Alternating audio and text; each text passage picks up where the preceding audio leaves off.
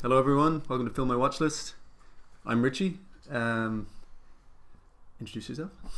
What he was going to say was, this is David. Yeah. David, hello. And this is Cynthia. Hey. Cynthia. So today we're going to do a review of All the Money in the World, directed by Ridley Scott, starring Mark Wahlberg, Michelle Williams and Christopher Plummer, and not Kevin Spacey. So, what were your thoughts on All the Money in the World, Dave? It should be like the best and only example of calling the plumber arriving and doing a really good job. What? Christopher Plummer. I thought of that halfway through the We movie. went I with was the like, pun. okay, just need to save this for the video later. I'm gonna come up with a better one, but Puns. we'll have to find some Spacey for it first. Look. Charlie Plummer is also an actor in it, but you can't use the same. Oh, puns. You can't repeat the same pun. Yeah, It just loses. But yeah, I mean, it was the first. You know, anything that the last few years has told us is that anything that's not Alien, basically, that Ridley Scott has directed, has been kind of been where his strength lies. You know, the last good movie he made before this was The Martian. Yeah. The last movie he made before this was Alien Covenant, which was The worst movie of last year, other than Transformers. Just a lot of this tinkering. I guess what really stood out to me was All the Money in the World is a film that had a lot of zest and a lot of energy, given the plot and everything. And I guess the main two standout people in it were not in it but involved in it, or just happened to both be over 80 years of age. Yeah. Ridley Scott and Plummer. Christopher Plummer. But for Ridley Scott, I think it's probably, as you said, one of the best films he's made in a good while. Yeah. Stylish. Maybe his best since American Gangster, maybe. I like American Gangster. Yeah. Some people don't like it. What about? No, maybe Gladiator. I don't know. What else do you do? Robin Hood. You do fucking Robin Hood, Body of Lies, A Good Year. What was that? Yeah, That was the one with Russell Crowe. He A Good Year. Yeah, the one with the. Counselor. The film from start to finish was, it had a lot of kind of eclectic energy about it, like the way it moved, and it is an edge of your seat thriller in many ways, but it wasn't always like that. The family dynamic, and it's a really interesting story for one, anyway. So I thought it always was going to make for a good movie, and I guess it's all just out of sorts. Maybe we should just naturally form our own kind of review. I wonder how much of it was actually true. How much was taken from the true events. I know this stuff with his interview where he's like, "Oh, I'll give nothing for my grandson." I know that was taken from an actual. I think maybe event. the Italian guy that kidnapped him. He was. I think that was a character that He was a made bit. up. I mean, not made up, but I mean, most of his, I don't know, the way he was, his personality. He was. I mean. Maybe he was a bit too kind. Yeah, that was maybe manipulated for the movie. I think. Well, with a film like this, I wonder. as interesting as the story is, you are going to have to take artistic license. Oh yeah, because it has to fit a structure, and they took it in the right way. It didn't feel too movie-ish. It didn't feel like they kind of just distorted it to fit a script or to fit a 3-act structure. It felt kind of, I don't know, it felt a lot longer than I thought it was going to be as well.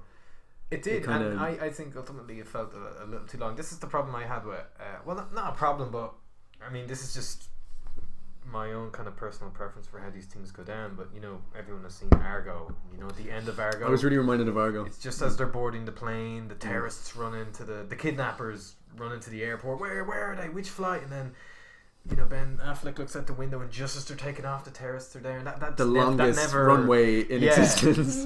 But this whole thing of the terrorists were right behind, but that never happened. That was just all artistic license to make it more exciting. Yeah. Whereas in this movie, it was the same thing where the son is handed over, but he runs away, and then it's a chase. Who can get to the son first, the police or the? And they is didn't. This a spoiler-free review? We're talking generally, pretty much anyway. But I think even with the ending, I thought that kind of resolved itself a bit quicker than it could have. I thought they were going to have a big kind of chase scene at the end, and they didn't really go that direction. I thought it completely took away from the potential, because I thought Michelle Williams, who was fantastic in the film, I was reading something really interesting where the whole decision to replace Spacey was, it's a financial one because Scott's producing it, and with his production company Scott Free Productions, and Kevin Spacey, in the wake of all these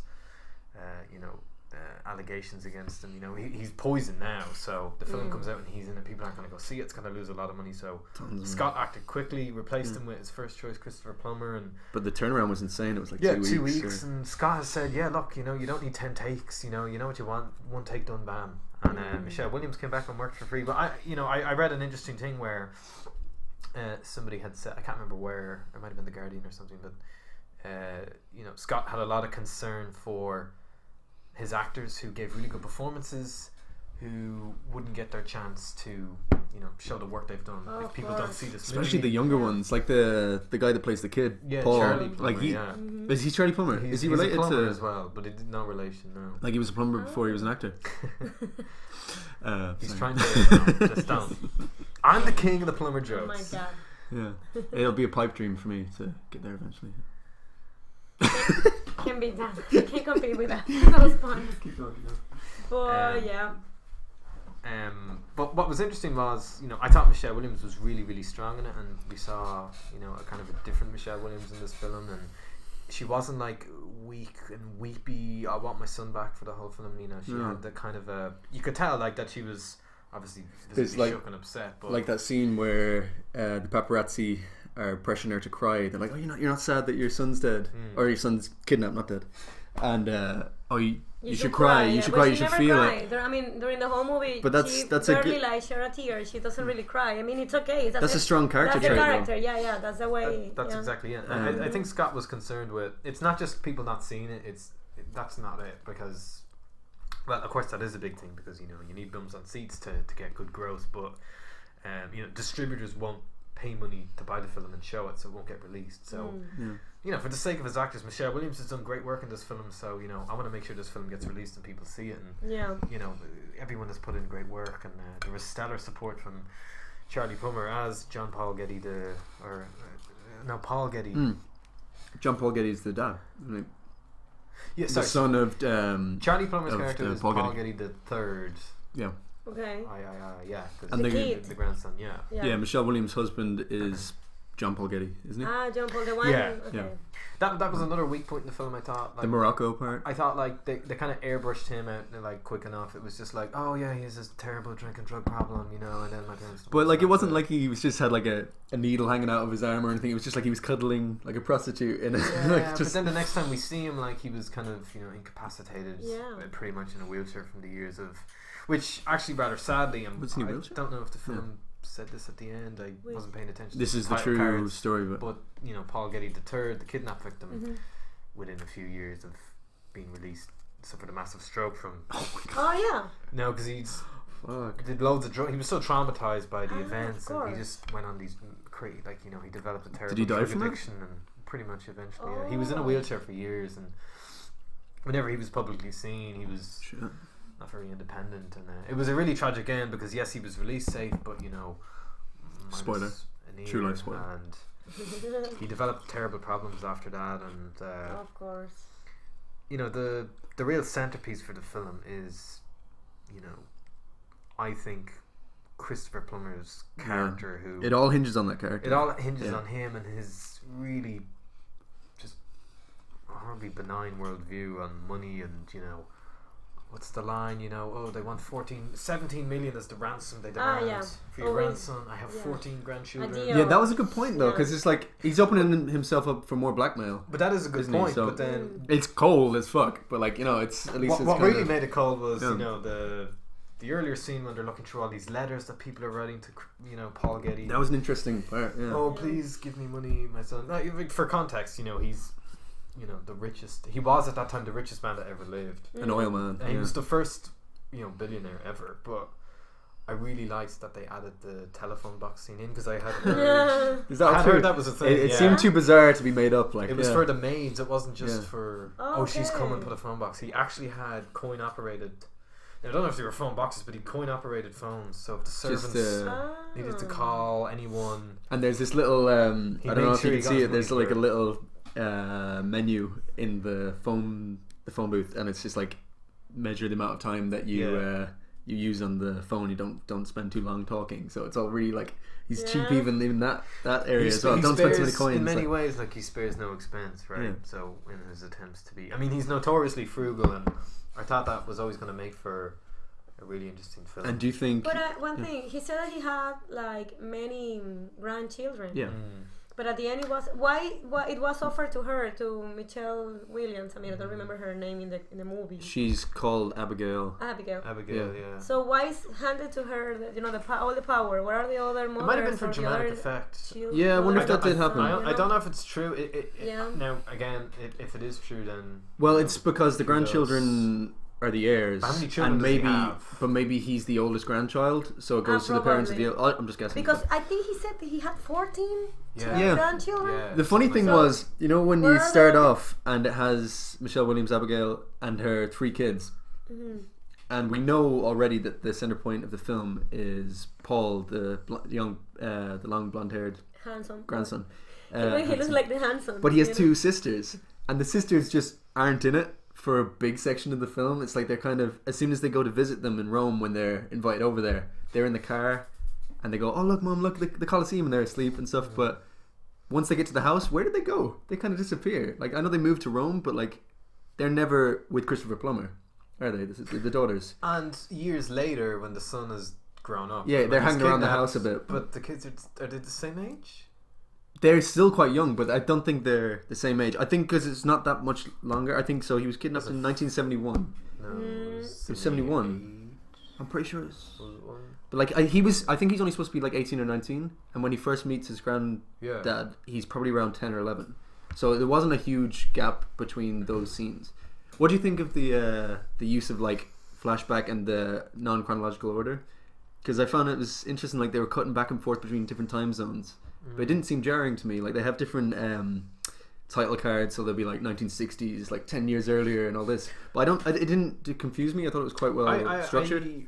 I just assumed that the son, John Paul Getty. Sorry, is it John Paul? Am I saying that The right? son Where am I is getting Paul. the John from? Yeah, John Paul is the father, so Yeah, Paul is the the father little- of the kidnapped kid. Okay, so Michelle Christopher Williams' Plummer, Paul husband. Getty. Is he John Paul or Paul? Yeah. The son, okay. No, So Christopher Plummer. Who's he? Christopher Plummer is Paul Getty. Yeah. His son, Michelle Williams' husband, is John Paul Getty, Okay. Yes. and then the So- son is Paul Getty. So John Paul is estranged from Paul. So Christopher Plummer's son in the movie. I don't know the actor that plays him. John Paul. I had no idea they were. I recognise him from estranged. comedies. I think he They looks quite familiar. reconciled. I'll have to find the name. But, there was a Yeah. few questions raised about how many kids, but anyway, it's not Wikipedia can't answer anyway later on. Yeah. But Good. I'll add a little like subtitle down the bottom. Just Yeah. like, we were completely wrong about that bit. Google it. Yeah. I think you have to know a lot about what happened. Like you don't have to know a lot about what went down to kind of know that what you're watching is like a free adaptation. Yeah. A free adaptation of Yeah. like the book and what went down. Like it's a fascinating story, and the quotes of I have this many grandchildren and this, like that's enough to make a good screenplay. And I got the impression that a lot of artistic license was used, but for a good purpose. It's actually just worth Yeah. mentioning. I guess it's of course a true story, but some parts I don't know. Maybe I thought, when the Italian guy was calling and telling to the mother like, "But what have you done? I mean, it's your family. Do more." Yeah. And then I thought, yeah, she's doing something, but I don't know. Why don't she go to the newspapers and make a scandal, or do something like? But was she also doesn't want to annoy. Her only way to get the money, of course, was asking to the grandfather. So- but what else? I don't know. But she's already having And a then the troubled Italian time. is like, Yeah. sorry. No, go on. It's like it's funny because it is actually true. That he said to the kid like, if my son is missed, is gone, is kidnapped. I find the money or what happened. It's family first and all that. And that's very Italian, very I like that very moment. Spanish. He's like, very, I'll steal it. Well, I steal anyway. yeah. No, I mean, and Yeah. he said, what happened? Why they don't pay? I mean, I know the guy, because this guy is rich. He's like, I know they're gonna. This is it's a trap. I won't give them my money like that. And he has tons of money. But And I then- think from the kidnapper's know. point of view, they don't know that there's this kind of schism between Michelle Williams' character and Christopher Plummer, and that they're not really connected, and that she's having a trouble time No, getting the of money. I course, think they don't. they see it as this whole family that's been very totally. tight. Yeah, you that's know? what she say. Everybody thinks I'm rich and I'm not rich. Yeah, that's true. Yeah. So, where were we? We're over the hill on the technical difficulties. Oh, wait, what technical difficulties? Yes. We were always a podcast. Of There was course, no of video course. involved. This is seamless, streamlined professionalism. No hiccups whatsoever. But back to what we were saying. We're just going to continue on from what Go you ahead. said. Yeah, what we were saying. What you said was interesting, where the scene where what's the actor's name? Who plays the French actor who plays the Italian kidnapper? Roman Roman Duris. Duris, from Beat That My Beat My Heart Skipped, and another one, Populaire, the yeah. French romantic comedy. Yeah. So he was the face of the bad guys in the movie, and he the kind of moral face of the bad guys. Yeah, and I mean that was a good move because it wasn't just we cut to we cut to Paul, he's kidnapped, and the kidnappers are slapping him about and this that, and we don't actually get a look at the kidnappers. Like, I thought it was a good move to kind of humanize him a bit more, even if it's completely fictional. Yeah. But what he said in the phone call about family is everything. Don't worry, your family will call you, and I think Obligato. Exactly, yeah. Like, I think that plays on the idea that to the whole world, I mean, the reason he's all the way in Italy and he gets kidnapped there, I mean, everyone knows who he is because everyone knows who his granddad is. They His live in granddad Italy, is though. the face of American capitalism. Yeah. And there's an association between, amalgamating all this money through free market American capitalism and oil and being like a cold, disassociative, imperialist American bastard. Just like regular people don't get that thing that they have to be so cold. They have to calculate everything. To be like very, like rich people. Like they go that far. For some reason they can't maybe allow or afford to be that sentimental or what that. was the line Christopher Plummer had about that? He said when he reconciles with the son at the beginning, I couldn't afford to be mentally weighed down. Oh yeah, that was, yeah. and like you could see the son was quite, like he had all this emotional baggage kind of pent up about like, if I was really sincere about my dad, you don't want to see that in a letter because he has a lot to say to him. But that was quite. Like, I don't know. Focus on my thing and my career. Because it was quite nice because at least he mentioned it. Yeah. At least he didn't completely fob him off and go, "Oh yeah, anyway, you're grand, you're here." But at the same time, it was quite cold. Yeah, and like there is that device with the little statue that he gives to his grandson. I thought it was even worse. He goes like, you know that you weren't more important than my business, so I hope you understand that. Yeah, like like it's hard. And then like ordinary people, like the guy who kidnapped the boy in the first place. It's like, what the hell is wrong with these people? These rich people. It's family first, They don't get it, and they just want money for them to keep going, to have a good life in their little families. They don't want money to they live, also, they're quite, sorry to cut you off. No, go ahead. But they're quite incompetent as well, the kidnappers. Like, they're always forgetting to put the balaclava on. It's like, I saw my face again, oh no. Yeah, because they are regular, they don't really... They're trying their hand, like, they're just kind of, like, giving it a try. They don't have all these tragedies, like... But they're also quite friendly. Yeah, they want to be friends in a way. Like, he wants to kind of use him, but, like, I think there's that great moment, one of my favourite moments between Roman Duris' character and Paolo, is when he barges in. It's like, alright, just take this vodka. Look, we can drink it together. You can drink the vodka, and he's trying to have it just before the torture. We're not going to come in and maim you. Like, he tries to help him. He's trying to help him in a way. I wonder if it's true. When he said they wanted to cut his food, and then I said no. I convinced them to cut his ear, only his ear. Yeah, not his foot. Yeah.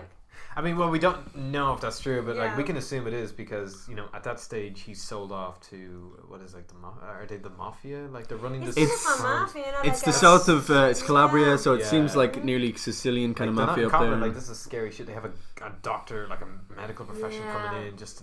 Don't worry, he's a professional. He'll just off and, that didn't seem like a professional maiming of an ear either. It seemed quite like. No, wait, somebody who knows how far to go. Of course, he's a doctor. There was a lot. That was a very graphic scene. I mean, but it was effectively done. Of Michael Madsen in Reservoir Dogs, torturing the cop and not showing it is worse. Not showing it, and it was awful. But this is. But also, it didn't show that much of the ear. If you see, it showed at the start. This is a bit of a spoiler. I mean, like, there's a torture scene, whatever. But they show a bit of the maiming, and then the rest of it is just reaction and the sound. And you can fill in the gaps yourself. Then it goes back to the ear. But there's only like 2 shots of the ear with blood. We do get a really intense close up of. There is, it's very. But it's only the beginning and the end. It's cutting through. Like the knife is sawing through the ear, like you'd be, kind of sawing through. I honestly thought that scene was really well shot as well. Like, when they I think when they bring him into the place with the kind of hospital bed or whatever, they're gonna be on the trolley where he's gonna get it removed. There's a really great moment where they're starting to kind of. Oh, what's my words? he's trying to like just coax him into doing it friendly, or like you've had the vodka, okay, yeah. But then like when he starts to resist and like fight off the guy, there's that intense moment where it's just the way it's shot is quite nice. There's like a nice zoom in while they're kind of like they're fighting amongst each other, and there's like this kind of chaos. And I think he really built up tension really well in this. It wasn't. I was starting, like I was saying to you earlier, I was starting to think that Ridley Scott was kind of getting set in his ways, and he was turning into like a Clint Eastwood, just kind of like one take and we're done. We'll shoot whatever. It'll look kind of pretty, but it's really badly directed. That was very much the case. But it didn't sacrifice style at all. I thought it was really well directed, and there was great moments in it, and it didn't seem like one shot I meant to mention. You know when they're getting chased by the paparazzi first. Mark Wahlberg's driving, Michelle Williams is in the car, and the moped paparazzi are after them. There's this great moment. I fucking love this shot. It's just them driving, and you can tell the mopeds are after them, and it cuts to this. You just see the mopeds moving up, but you don't know that you're looking out of a window, and they just knock on the window, that made me jump. And it looked like he jumped. They were knocking on the screen of the cinema, and it was fucking perfectly framed. It was so good. That was like my favorite shot. Jumps where like you're not watching a horror movie. It made me jump. I was clearly the only one that jumped, and then you jump, you settle down, you look around, you're like, "Does anyone see me?" Yeah, just me. No, that was super embarrassed. It was perfect. A great shot. Yeah. It was also the sound design was perfect, and it really impressed me. Like Ridley Scott has always done that really well. Like, I mean, even like The Martian, he said that he directed it, and he said it was very easy to direct, but it's still very stylish and it's well done. Like, so he's always had this fascination. Well, he's very kind of old school in that, you know, he went to art school, and you know, he says at the end of the day, it all comes down to, you know, I'm paraphrasing him here, but you know, it all comes down to the easel, the canvas, and the pencil. You know, you just sketch out, storyboard everything. Like, he storyboards everything by hand himself to this day. I mean, because he's a phenomenally good artist. One of the reasons Alien was even greenlit was, you know, he said he'd do it, and H.R. Geiger was a big part of that as well. But well, everyone that was on board was expecting this movie Alien to be a piece of shit, but Ridley Scott did like a whole big fat folder book of his own storyboards for the movie. When they land on the planet and they're exploring the alien ship and stuff. Yeah, he did all the storyboards, and the studio were so impressed that halfway through reading it, they closed it and immediately granted 3 or 4 million more for the budget. Yeah. So cool. Preparing is the way to go. He was just really good at. So he made like say like comic books or something. Yeah, that's pretty much like that. So he but storyboards like everything by hand. That's like so he just gets images really well. And in this like the shot you just described there, like with the moped, you don't know you're looking, and then knock. That's the work of a master director, and it's such a small moment, but it gets you right in the character's point of view, where you feel like you're being chased by the mopeds as well, and it just feels so kind of invasive. Like, I just love that, and it's only like a tiny little thing, but it just really kind of it was really unpredictable, and I'm like, no, this guy isn't just like, you know, phoning it in. He's putting the fucking style. I mean, it's unfair to compare him to Clint Eastwood, because this guy made Blade Runner, he made Alien, he made Gladiator, he made fucking Thelma and Louise, he made all these great films. But it's unfair. He's a master filmmaker. It's just that the last 10-15 years he's been kind of phoning it in. I mean, for me, the biggest grievance I would have with him is, you know, Alien's one of my favorite horror movies. Perfect movies ever, and it is at the time, you know, before Alien. I'm not going to dwell on Alien because we're supposed to be talking about all the money in the world, but it's alright. You know, Jaws and Star Wars were the 2 highest grossing movies ever, and by 1978 or 1977, before Alien went into production, the only thing studios wanted to make was the next Star Wars or the next Jaws. They didn't want to go the next Star Wars, and the first script that was on Fox's desk just happened to be set in space, and they said, that. And they didn't want a dark sci-fi, really, would they? They wanted a sci-fi that everyone could watch. They wanted another space opera. They didn't want like a horror set in space, but it's fucking perfect. It was so perfect. And what breaks my heart is, you know, okay, Prometheus wasn't terrible, but Alien Covenant, like all this revisionism and tinkering. I think with Alien Covenant, the canon, it's so unnecessary. He didn't want to make Alien Covenant. He got it spot on with Alien. Alien was perfect. Yeah, I feel like he was kind of pressured into making Alien Covenant. Maybe it was a one for you, one for them kind of thing. It's like, look, we'll let you make all the money in the world if you make Alien Covenant. Well, I think it was something like that, because the problem with Alien Covenant is, and it doesn't have his flair to it, he shows, it's like he gets his dick and just fucking flops it on the table. Like, he has to show the alien way too much. It loses. It's like Jaws. Like, if you show Jaws the whole way through Jaws, and not just the fin and the music, no tension, no anticipation at all. But when you're showing the alien, and there's a bit in fucking Alien Covenant where Michael Fassbender's character is just like, okay, yeah, he's here, and we're looking at the CCTV of where the alien is crawling. He's like, oh, he's here now, he's here. It's like, when he's creeping up on the characters, you're never tense because you know exactly where the You're alien is all reminded the of time. the brilliant scene where Yeah. in the original where The- Tom Selleck is crawling through the air vents and Veronica Cartwright is monitoring his Tom movements. Not Tom Selleck. Not Tom Berenger. Tom Skerritt. Yeah. There we go. I'm like, I don't Third remember the time lucky. mustache in that movie. Which Tom is he? Selleck? No. Berenger? No. Too many. Skerritt. Sorry. Yeah. Sorry, Tom Skerritt, if you're listening, which he most definitely is not. Wow. But he is quite old, so he probably can't hear very well. Anyway, great scene, Alien. You know, he's in the air vent. They're monitoring the aliens' movements with the beep, and The Simpsons has parodied that. It's brilliant. And then, as you just said, Alien Covenant, whatever about him getting pressured into it, this tinkering revisionism Yeah. with what was a perfect.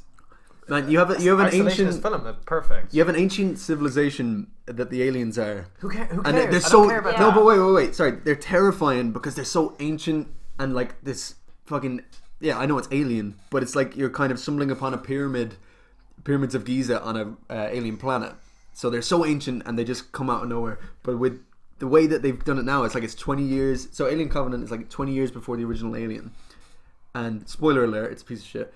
They make it out that the robot fucking created aliens. It's not like this ancient kind of mysterious man-made civilization alien. anymore. It's just something that just was made 20 years before. It takes all the terror out of Alien. It kind of ruins it by revisionism. I think like, the philosophical subplots of man fuck. makes Alien and all this, it's interesting, but I would much rather stumble across that in fan fiction. It's as opposed to an heavy-handed actual though. It's really heavy-handed. Alien Like film, and it's not an easy thing to do. And you know, I think where Scott has been at his best in the last few years, you know, with The Martian and with All the Money in the World, you know, they're in the case of The Martian, that was an adaptation of a best-selling book. Well, they're both adaptations in a way. So Yeah, and All the Money in the World is a factual story, but you have like an interesting. I mean, one of the big problems with A Good Year is it's like I still haven't just seen nothing it, happens. apparently. It's just like he goes to a Everything goes vineyard, well. It's not very, It's a good year. Pretty much, it is a very Yeah, Good Year. It's like a Never saw Russell it. Crowe movie. Yeah. I haven't seen it, but apparently he just like owns a vineyard, and It's he's the film with him, and at the front case, he's like, "I'm happy." If you look at the I cover, it's just saw him like some laughing of by a them. pool. You know, Yeah. it's just So the same, like the whole movie is just like yeah. nice. Well, I don't know. I haven't seen it in fairness, but it didn't do that well critically. So I think what is great about Scott still is at 80 years old, you know, you watch The Martian, He's you're like, 80 oh now. yeah, I thought like he was The in his Martian was 70s. good. He might even be 81. Sorry for listening for outing your age, but IMDb, it's public knowledge. This is what happens when you're famous. You without actually agreeing, you agree to having your life put out there. But what a comeback in a way. If we're saying that this is kind of like him back to traditional Ridley Scott, 80 years old and he's making a film like this, it felt kind of, I don't know, not exactly Scorsese-ish, but it had that vibe about Yeah. it, that he cared so much about the period. And there was also that But it style wasn't with tacky. the It use of wasn't. music. I thought American Gangster was. Yeah, it wasn't maybe perfect. like They had a problems. little bit tacky, but you know, you get the whole 70s Harlem thing. Yeah. Well, when you're looking at the dark side of the drug trade, that Still with Russell Crowe and Denzel Washington. But I didn't see that one. I Maybe haven't. not. It's No, I don't think I 2005. have. it's another kind of Yeah. period piece where we're into the 70s. 2007? And, but with this film, to me it never felt tacky. I was like, are we gonna get like CGI shots of the Colosseum in Rome and Yeah, there was none of that. It was Yeah, all there was very not- authentic, and yeah. it felt of its time. There was actually this lovely shot. Yeah, talking about it the didn't have that cinematography. Boogie Nights kind of David O. Russell American No, Hustler but talking kind about the of feel, that cinematography, rhymes, there was but- really interesting use of color. Like, you know, as we start out, it starts like monochromatic, like black and white. And then I'm like, okay, well, this seems a bit like a Touch of Evil opening, like the kind of long shot. I'm like, are they going to go for that? But also, and could then be it a like, Gucci commercial as well. yeah, you know? exactly. Yeah, It's that kind of La Dolce Vita kind of thing. Yeah. And then it turns into color, and you're like, okay. But then there's some interesting moments whenever they're in shadow or they go into any sort of dark area that even though it's in color, it gets quite monochromatic again. It gets quite like black and white. Do you notice that at all? You know, whenever they go inside a car or something, it was just the grade, the color grade was so dim at times that it was interesting. Just some of the color usage was quite interesting. Highlight like what's going on with the But it also characters, fit like- I think it fit the time period as well. Like the scene in Marrakesh, you know, when it does that aerial shot coming into the minaret and there's the call to prayer, and there's just I thought the color was really cool. It's nearly was kind of grainy, like it was shot in film or something. But there was this kind of 70s kind of, I don't know if anyone Yeah. knows it, but Yeah, it was yeah, this yeah. interesting kind of color grade. And I thought, and like then you have bands, Wild Horses by Rolling Stones playing. It just, Yeah, I know yeah. he really fit the periods very well. Maybe that was the 60s, not the 70s, but It reminded yeah, me a little bit of that scene where it opened up in Marrakesh, and we get this swooping shot of the call to prayer. You know, Yeah. how it works is you have the guy. This is I've been there. This is my ignorance on religion. I've been- the I've guy been to standing on top of a Marrakesh, tower, and then the hand strikes dawn, and I was in Marrakesh, and we went there during Ramadan, unbeknownst to ourselves. Wow. So we were in the middle of the square, the Medina, where they have all the stalls and stuff. They have like these rooftop restaurants, and we were there, and the call to prayer started. But it starts from one area, and then it'll start completely over the other side, and then all of a sudden there's 5 out of sync call to prayers going on, and it's this weird kind of hum. It feels like this kind of intense kind of rising tension, because it's used so often in like these post 9/11 Iraqi war films or anything. As It's like, so whenever you hear that kind of sound, you're like, okay, we're fucked. You know, it's just so like, but it was really like kind of bizarre and otherworldly, but it's kind of beautiful as well. But yeah, with George Senior, that like sound effect. You know, I might have committed some light treason. And then they have I don't know the instrument. It's a woodwind instrument anyway. But I think the most extraordinary thing about the film that I saw the trailer when it came out a few months ago, and what really made me excited about it was I had just seen Baby Driver, and I was like, it's so great to see Baby Driver, which is a wonderful film. Yeah, I thought it's just so great and refreshing to see Kevin Spacey not do House of Cards. I have a lot of problems with House of Cards. I love the first 2 seasons, but anyway, this isn't a House of Cards review show, and I've just felt like since American Beauty, he's not really done that much. No. He's got 2 Oscars from 2 nominations. It's 100% in the America. 90s, so he's entitled to. But then with Baby Driver, I was like, okay, we may be seeing. And then when I heard he was playing John Paul Getty in All the Money in the World, I Wikipedia the whole story of John Paul Getty or Paul Getty, whatever. Watched the trailer, and I was like, oh yeah, like that looks good, because the dude is supposed to be like 87, but they have Kevin Spacey who's 30 years less than that. But this could actually be his proper Oscar-y comeback. And there's stories now that the studio, that Sony were very focused on Kevin Spacey's performance in this movie, and they want to center a whole Oscar campaign. And I was getting excited about that. I was like, this I can see. Kevin Spacey.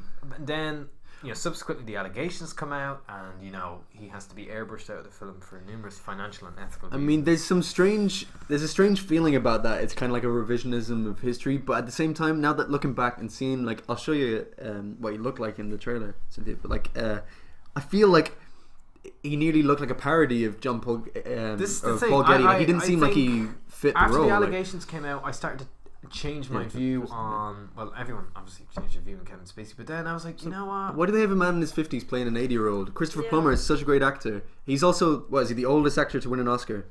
He's the oldest actor to win an acting Oscar, yeah. Do you see The Beginners? Yeah. He won an Oscar for that as the cancer dad. Yeah. He's gay. The guy that comes out when he has cancer, but I mean, like, he'll be nominated for this most likely. There's even a if it's picture, just that's Kevin Spacey there in the original. But it looks so prosthetic, like, doesn't it? Yeah, it looks quite tacky. yeah. So there's the comparison. Yeah, that there. just looks ridiculous. Like, I mean, looking at the makeup and stuff that Kevin Spacey's caked in, like, immediately when I heard the allegation from the initial person that came forward, Kevin Rapport, that Kevin Spacey had done this, and everyone could kind of see this was the beginning of the end for Spacey. My first thought was, oh shit, like All the Money in the World, what's going to happen with that? And within weeks, Kevin Spacey still has it. Yeah. Well, that's true. But the film, like, I was like, this is going to be in jeopardy, because this is going to be a big Oscar-y thing. It's kind of around August, September you start to first hear about these kind of movies, and this was the case with me with All the Money in the World. And then when I heard that Ridley Scott they were going to airbrush him out of the movie and replace him with, and reshoot all his scenes with a different actor, Christopher Plummer, that made more sense to me. Interesting to read that Ridley Scott's original choice for the role was Christopher Plummer, and the studio said, we need a bigger name. They want a How Spacey. about an actor that's not old? So looking at the pictures now, it seems ridiculous. This is what I'm trying to get to anyway. I'm digressing and waffling a lot, but the most extraordinary thing about the film is 2 months before it's to be released, it's 80% of the way through editing. They have to go back and reshoot all the scenes of one of the main characters Yeah. because he's been airbrushed out of it for whatever reasons. They've recast, and I never once got the impression watching Christopher Plummer on screen that He this didn't was seem out of place.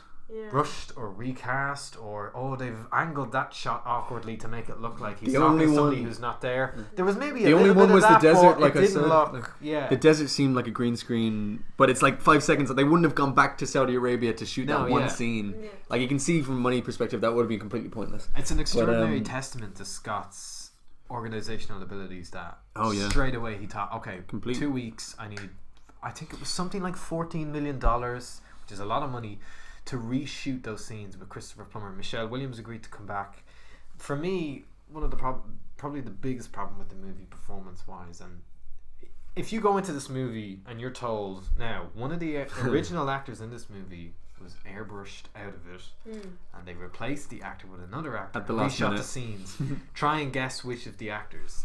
Extraordinarily, you wouldn't think You it's wouldn't, yeah. the Getty character, because Christopher Plummer is brilliant, and we'll get to that.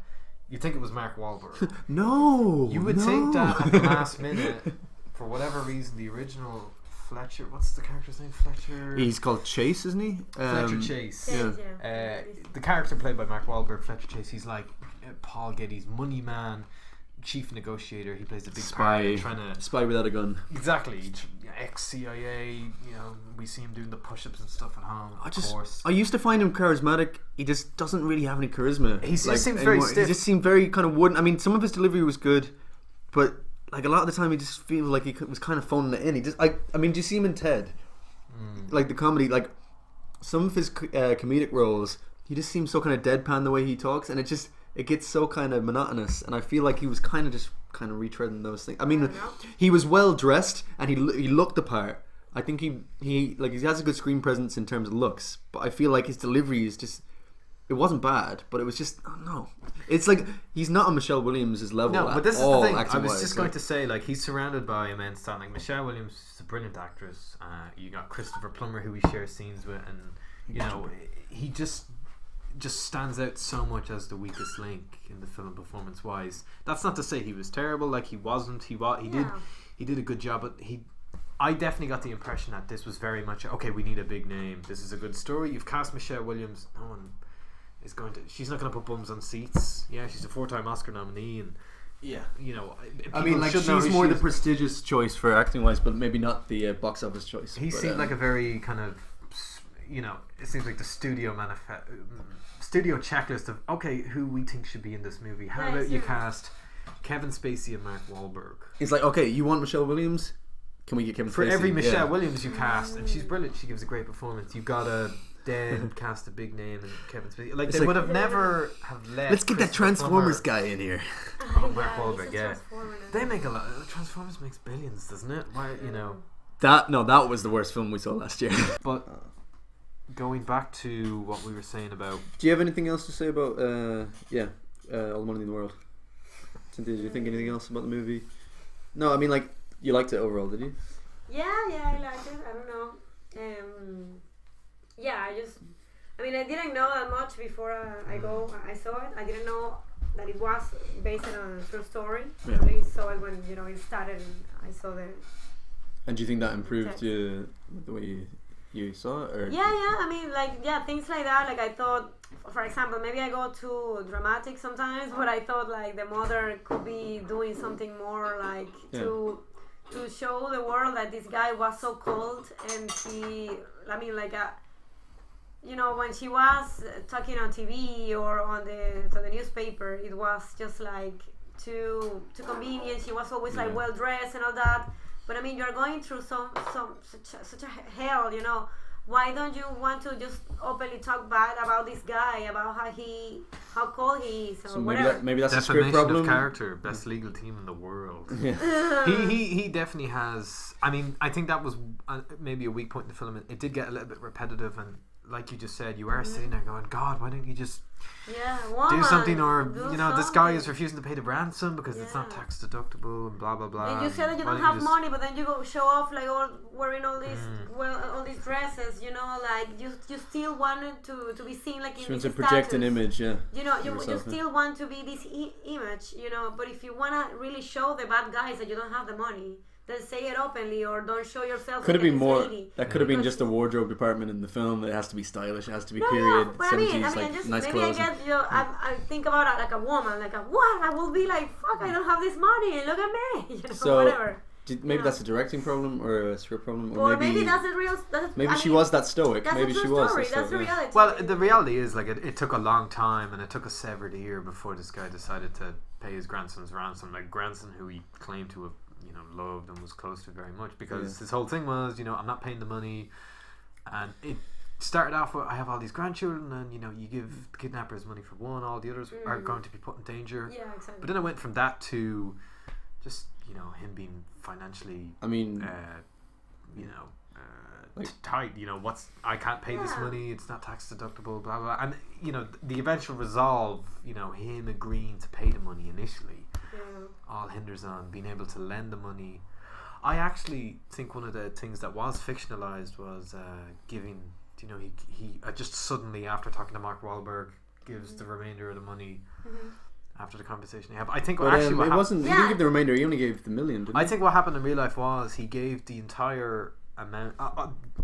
From what I understand, anyway, all of the ransom money that was required So there was four. given in one chunk, but it was subject to, it's a loan to my son. It's tax deductible. I'll get this back and this back. And like, Yeah. he didn't take any chances. It wasn't just, oh God, here's the money, bring him back safe. He Yeah. made sure it went through the proper. And the way they rigor. play it off in the film is that it only ends up being like a quarter of what they really need. So she has to do this press conference, and then Yeah. it's kind of implied, it's brushed over a bit, that it's like her husband maybe just fills in the gaps. Then that he gives her the rest of the money to make it up to 4.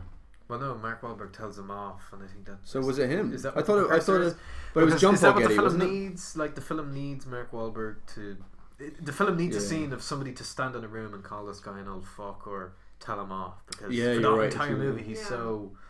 And they do it, and they do it well. And Mark Wahlberg, and Christopher Plummer, they have this scene where Mark Wahlberg just berates him for, while I'm loyal to you, I think this whole thing of you not wanting to give the full money for your grandson, you have all, he even says the title of the movie, you have all But the that's money that's said twice in the film, but it never seems like that. That Family Guy skit. It's like, oh, he said it. He said the name. Like it never seems like stilted, or that it's Yeah, like no, kind of like it's- shoehorned in, because it's a common enough phrase. Well, yeah, That doesn't seem too cheesy. It's not like, but you have all the money in the world. Yeah, it just seems like it's quite natural the way it's brought in, and it is brought in twice, but it's kind of, I don't know, it works. Like it doesn't seem over the top. But Mark Wahlberg, yeah, like I mean, he's fine. Like he's got the chops, but he just isn't. He's just outshined. I think that's it. He's outshined by Plummer and he's outshined by Williams. So we kind of notice his flaws. Like he's got these kind of. But it definitely habits, did come across you know, to me yeah. as like a very much a studio decision of, okay, well, you got to put Mark Wahlberg in this. Who would you cast in it instead? Ideally, I was thinking like a Fassbender, maybe a Matt Damon, because like it's nearly like it seems like Bourne at times. I'd say Matt Damon could do that, or maybe not Tom Cruise is too big. Who else could do it? Yeah, I mean, you got It needs to be a name, but someone who would have been better than him. somebody who's good at talking. Like it could have been a DiCaprio. Yeah, I think DiCaprio, because has he done Michelle like a film with Michelle Williams before? No, not that I'm aware. No. But Ryan Gosling has. Ryan Gosling probably wouldn't have worked because he's not Nah. really the type of it, but he's great in Blue Valentine. I think like if you were to say to me, who would you want for the role of Fletcher, whatever, and all, I mean, I think Bradley Cooper would have been a good. Bradley Cooper would have been perfect. Oh, yeah. He would have been great. Like I think Bradley Cooper channeling like either his Silver Linings Playbook or his American Hustle type of character would have been fine. I think I mean, I hated American Sniper, but he's a great actor. I think he's really good. I think like an actor of that kind of caliber would have been, like, I'm not saying him exactly, but he would have been a I really honestly good think candidate or an that's actor. a spot on casting choice. I think. Yeah, he would have been really good, but And he has the charisma, and he's funny, and like he's charming in a way. Like, but yeah, I just think Mark Wahlberg doesn't have that. He doesn't have that kind of I don't know. charm. Like he's still good, but he's not. I mean, he's not a bad actor, but it's just that he's been in so many bad films, and I can only see those performances that's in why his. you're influenced, But I mean, I don't feel like he's different enough. I feel like His he worst doesn't bring anything performances different have to been it. in movies where he's required to act seriously around actors who have a lot emotionally to do. Like, I think other than this, like The Lovely Bones was another example. I haven't seen that. Now, Oh, the I story saw behind it, but I that don't was remember him in that. Ryan Gosling was cast as Saoirse Ronan's dad in The Lovely Bones, and he grew a beard and put on like 40 pounds or put on a lot of weight to make himself look like a dad, because in reality he's only like 14, 15 years older than Saoirse Ronan, whatever it is. But then, like, like a few weeks into filming, him and Peter Jackson had a huge disagreement, and he walked out, and, which is never an ideal situation. And they cast Mark Wahlberg, and that was one of the first Mark Wahlberg performances I saw where I was like, he's out of his depth here, like he's not good. Now it doesn't have that, you know, it was a last minute replacement thing. I think he's a good actor, but he's very kind of limited. Like, he's not the type of actor you would associate with versatility or being super. Oh, I really believed he was like in this movie. Like, you know, his character is the kind of the moral middleman between Paul Getty, who just has this crazy moral compass where his grandson's in danger, but he doesn't want to pay the money because he's so frugal, and his whole worldview on money and stuff is crazy. There's What's the line he has? Any idiot can get rich. It's, It's not to get rich, but it's to about be rich. Michelle Williams, being on the other rich, hand, not doesn't getting care rich. about the money. We've seen her in earlier scenes turn down all this money. She just wants her kids, and in this case, she just wants her kid back. What about Mark this? Wahlberg just didn't convince me as. But like, Mark Wahlberg doesn't have any sort of emotional arc. We don't see any connection with him and other human beings. Like, if he maybe had a family life or something that we could kind of go, okay, so he is the moral character. Well, we're told we believe him he's as a moral divorced character. 3 times and has no kids, and he's playing with the kids and stuff. And He doesn't interact with anybody except for the main two characters, really. So maybe that's part of it as well. But I mean, like, I think Mark Wahlberg fits characters really well. Like Boogie Nights, he's perfect because he's playing this kind of star, this kind of young star that's everyone adores him, and he just off the back, he used to be, you know, that kind of rapper Marky Mark. Do you remember? In the 90s, and like this was one of his first film roles, and he's playing a porn star called Dirk Diggler for Paul Thomas Anderson, the guy that's made like Punch Drunk Love, the one with Adam Sandler. That was his breakout. He was in his 20s then. Yeah, and he really fits the part perfectly. I think it's a casting choice. I don't see him as like a charismatic lead in an action film. Like, what blockbusters has he got other than Transformers? Well, he was very good in a Deepwater Horizon, which I don't know if it was a blockbuster because it's Peter Berg, the guy that made Lone Survivor, and Patriots Day, and Friday Night Lights. He plays those kind of American hero roles quite well. He was really good in Deepwater Horizon, which actually, I don't know if you call it a blockbuster because it was actually a box office failure. Yeah. It's actually quite a good movie. There's a scene in that film where, you know, spoiler, his character. But anyway, do you know the BP oil spill? I think that's what it's based on. Yeah, so it's the BP oil spill. There was a huge oil spill. One of the men on the oil rig, and it's actually incredibly well filmed. Like, you know, the horror of all this unfolding. But back on land, you know, he's trying to cope with this. It's only like a few hours.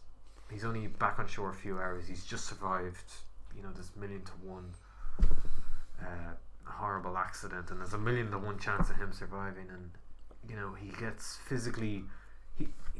What happens is one of the people that's died on the oil rig, their parents are waiting for a statement on the status of their son, and they see Mark Wahlberg and they go up to him and they're like, "Where's my son? Where's my son?" And they push him, and this loud ringing comes out, and you know, Wahlberg, what he does really well in that scene is, you know, this whole like shock PTSD thing of, you know, I thought he was his really, blank really face. Good there. Blank face just sells it perfectly. His hotel room, and he collapses and he screams, and really, really raw, really good. I've never seen him like that. Yeah, no, and that was for me. I was like, wow, that was really impressive. Because for the whole movie, he's like, you know, oh my god, like there's an oil spill, we gotta get out of here, and you know, he's out of breath and he's got dirt in his face, and you know, the only way to escape is to do like maybe that's it. Maybe when he's a bit too. At the end of the movie, very unexpectedly, you're expecting him to just a title card to fill in the rest. But you know, I thought he did that really well. Maybe he plays the clean cut character, and too run of the mill. Maybe when he's clean cut, he's just not that interesting. Maybe he needs a bit of ruggedness. Maybe he needs a bit of a beard or to have dirt in his face, or like just to feel a little bit more human. I don't know. Maybe with this, like, he wasn't bad at all, but it's just like he was doing this kind of James Bond kind of role in a way. He's caught in the but middle. I couldn't see him as a James Bond. Like, he would never work as a James Bond. He's caught in the middle of two charisma. really good performances, like Michelle Williams, who, you know, is one of the best actresses, you know, of her generation. Like, she's really, really strong in everything she does. Even when she was doing light blockbusters like the Wizard of Oz sequel with James Franco. Yeah. She played the fairy, the great and witch's the sister. powerful, and what's it called? Oz the Wonderful or one great and something. powerful. Or yeah. Well, she was really good in that, and all she had to do was be a fairy. But she was really, really good and really, really convincing. Is she a witch? And she's the witch's sister, I think. Okay. No, Rachel Weisz is the witch's sister. Yeah. Spoiler alert. Wow. You know.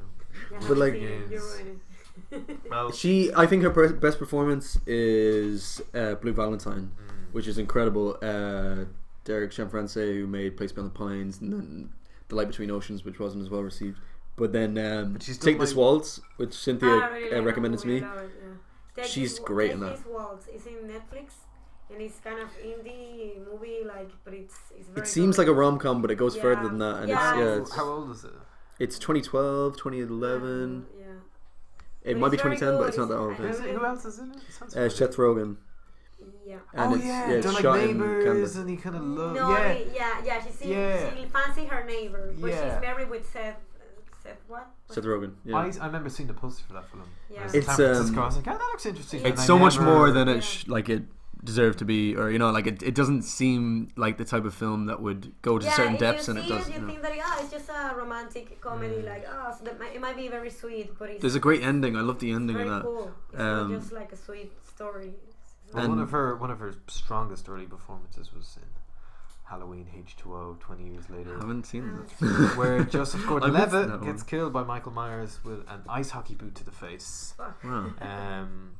No, that was on TV recently. It's actually not bad. It's actually worked quite well as a direct sequel to Halloween 20 That's years not Rob later. Zombie, is it? No, The director, no. It's But he did like- a Halloween recently. No? It's the one where Michael Myers is officially killed, only they did a sequel where they're like, oh no, she didn't chop his head off. She chopped the wrong guy's head off. That's how it ends. She chops Michael Myers' head off. But anyway, Michelle Williams is in that. She's all of 17, 18. She plays Josh Hartnett's girlfriend. She's been around for a while, and I thought in this film Is was she really, in really Dawson's strong. Creek, or she's in some 90s not sitcom, kind of like a 90s I drama? get that vibe off her that she has been. But I can't I think it's in remember. Dawson's Creek. Yeah. You need to Google that now, Dave. Or I will. because I think I remember. No, she was great in Brokeback Mountain, where she made Heath Ledger. Yeah, she was really good in that. She's terrific in that. She's great. I mean, in this film, she was really good, and she wasn't just there weeping, doing nothing. Like, I thought she was a strong enough character, and that scene. she played off with Christopher Plummer's character really well. Like, the Yeah. encounters between them were the best moments in the film. I love the He's scene just where so sorry, horrible. when she's on the phone, and Mark Wahlberg cuts her off. She grabs the phone, smacks Just it across hits his him in face. it, yeah. That was one of the best uses of violence in the film. It was unexpected and it was like visceral enough. And you felt it. It And was it's like, a- ouch. You really felt her rage then as well, and her motherly kind of instincts. And that was a great scene for her. I thought she was really good in that, and she was still like, she wasn't mad. She was just frustrated, and then even to throw the. She's like, get out of my house, but still throw the tea towel to him to wipe his blood away, and like, Yeah, she was in Dawson's Creek. yes. Good call. Good shout. See, useless information comes in handy sometimes. Yeah, she's got the kind of almost curly She hair. still looks yeah. about the same. Yeah, that's actually something that I noticed. That time passes in the movie, and then she's this older woman with the short hair. Yeah. But her face, she looks so good. Yeah. This woman can't have like 3 kids and one Yeah, other yeah. kid No kidnapped. wrinkles and- And she's worried she can't sleep. Wow, and she's had still- 3 kids. Wow, She looks One great. of them was like- like 18 as well. Yeah, but that's Stressed out teenagers. yeah. Um, And one kidnapped, and the husband is a drug addict, and then she's still great. Actually, like, I haven't spoken about the film now. I really enjoyed it. I think it's a really good thriller. I haven't spoken about it. I can see the flaws. Like, it does have a few flaws. I don't think it's mediocre. It's a little It's a too very long. well made film. It's a It is little quite too a bit long. long. I mean, I was kind of hoping for a more emotionally reconciling conclusion, but then they went that kind of the Argo route, and Argo did it really well. This film didn't do it. It so is well, very. It'd be a very good double bill with where Argo. Let's just let's just go for the ending of the police and the mob are both chasing after this now released kidnapped victim, and who will get to him first, and if it's the mob he's dead, if it's the police he gets to go home with his mom, and then when they are reconciled, it's very like, oh, There are that's some my nice son. little moments There that was kind of come no- back though. There's could have some been nice. a lot more dramatic. There's It some could have nice been- callbacks though, like the matches that he takes after just saying, "Oh, I burnt my school down." He gives him Yeah, matches, and then we're like, "Oh, is that a continuity error, or is that going to come back up?" and he uses them again. That was quite nice, I thought. That, like he never asked for them back because they were a bit too casual, maybe a bit too incompetent. But like there were some nice little callbacks in the script, and even like stuff like the painting. If you take that off, the alarm will go off, and it's kind of used again. Like it's very well. It's well structured, and it's a really competent thriller. It feels kind of old fashioned in a way. It feels like one of those kind of European set thrillers where the Americans are kind of out of their depth. I don't know, it really worked for me in some ways, and it's really well shot. It's really stylish, and it's not just stylish for the sake of being stylish either. It kind of works. But and I think it's again an extraordinary feat to pull off, where weeks before the film is to be released, like not even months, weeks, you reshoot a huge core of the film with a completely different actor, and not once does it come off as that's been reshot. It doesn't seem like he was cut and paste into it, like it seemed like he was always part of it. Within a day was ready to play the role, and he was extraordinary. Like, to me, he is the best thing in the film. One thing that I was always thinking watching it was, especially when they have reverse shots of him speaking to Michelle Williams or Mark Wahlberg, are they using the shots that originally were shot with Kevin Spacey talking to them and just cutting him in? Or did they reshoot the whole scene? I mean, like, it never felt like that, but I was always wondering. Yeah, I was wondering too, but I think that's a good sign as well, because you're not like, it's so obvious, not in the same room. No, and if we're talking about like Kevin Spacey being cast in it to draw in an audience, his presence or lack of presence still was the publicity stunt for this film in a way, but him being cut out is the reason everyone wants to watch it. Yeah. So it's like, they got rid of him, but they still have him as a draw in a way because they have that controversy behind it. And Ridley Scott has spoken about how Kevin Spacey's performance, the comparison between his performance and Christopher Plummer's performance. Kevin Spacey's performance was a lot more cold, whereas Christopher. I wonder if he's just knocking on desks the whole time. Yeah. Like, it was supposed to be very good, but very cold, and an extraordinary transformation. He's caked up in all this makeup. He's supposed to be playing somebody who's 30 years younger. But Christopher Plummer brought a kind of a unique kind of warmth, which kind of made it more terrifying, like his character more menacing, because there's a chuckle and a kind of a warm kind of kind of half. It's like he gets very disappointed when when this spy, I guess this guy Mark. Mark Wahlberg, the when chase, whatever it's called. He suggested that the kid kidnap himself. He's very disappointed. Like he's. Yeah. I mean, if he's angry and he said, "Okay, I knew it, whatever." But I mean, like. But he nearly kind of. Yeah. But he you can see he loved his grandkid there, but it's nearly like he thought that was inevitable. It's like, I knew everyone was trying to trick me. Everyone's trying to betray me the whole time. But then he get upset. He believed it too quickly. I think he buy this painting, and then it's this kid, the perfect kid. He said the perfect boy. Something like that. But he says. I thought the film was quite with having somebody who will be like him. Yeah, but the film isn't cold. The film has quite a bit of humor about it, because that whole scene, you're like, we have the money, and are you going to pay this time because otherwise it won't work? That's built up like he's going to pay the ransom finally, and then when he goes and just, it's like, I need to see proof first. You're like, are we going to see a photo of the kid? And then when they go and actually buy the painting, that's quite like, it's showing like a sense of humor from Ridley Scott and the scriptwriter as well. I feel like it's more like he pays that money not for his grandson, but exactly. But for another boy, for the idea of a perfect boy that he never had. Yeah. None of his sons or his grandsons were what he expected to be. So he buy this painting like the beautiful child, the child that he never had. That was really beautiful. And the only child but even with that, he still tried to haggle your man down from the asking price. Of course. But it was the way that it was framed in the narrative made us seem like, okay, he's come around, he's going to finally pay the ransom. So there was like that kind of ironic usage of that scene as well. But it also had like a character. It didn't seem like a cheat as well. Like, it wasn't just for the joke. Like it was also because of what it lent depth to his character, definitely. One thing that really annoys me about the Golden Globes every year, they announce their nominations before the film comes out. December, so like they're the first big awards kind of group to announce their nominations, and when the Golden Globes announced their film nominations, as an awards addict, I'm always like obsessed with the Oscars and stuff. I'm always first one to look at what they've nominated, and it always annoys me that like they nominate these films that no one else in the world has seen but the Hollywood Foreign Press, and it's really like, best supporting actor, Christopher Plummer, All the Money in the World. I'm sorry, you guys haven't seen that. Only we have. It's real like. And was it shot like what, like 3 weeks before. Well, it's got best. It's got like 4 or 5 nominations from the Golden Globes: Best Director, Best Actress, Best Supporting Actor. But I really got the impression from the Golden Globes, it was like, oh, we're gonna nominate this film that no one has seen. Trust us, it's good. You'll figure out eventually. The Tourist nominated Golden Globes. This Johnny Depp movie with Angelina Jolie, The Tourist, is supposed to be pretty crap, but it's the director of The Lives of Others, this German director who hasn't worked since Florian von, what's he called? Hammersmark or something? He's incredible, and he hasn't worked. I think he's making something. The three writers, amazing. Christopher McQuarrie. That killed his career, like. Slumdog, that's proof of.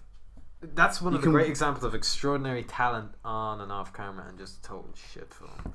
But the Golden Globes were like, oh, we totally have to know. Let's just sum up what we thought of the film, and then we can get into Golden Globes and the Oscars, because I want to talk about like if we think it's going to even have an Oscar chance.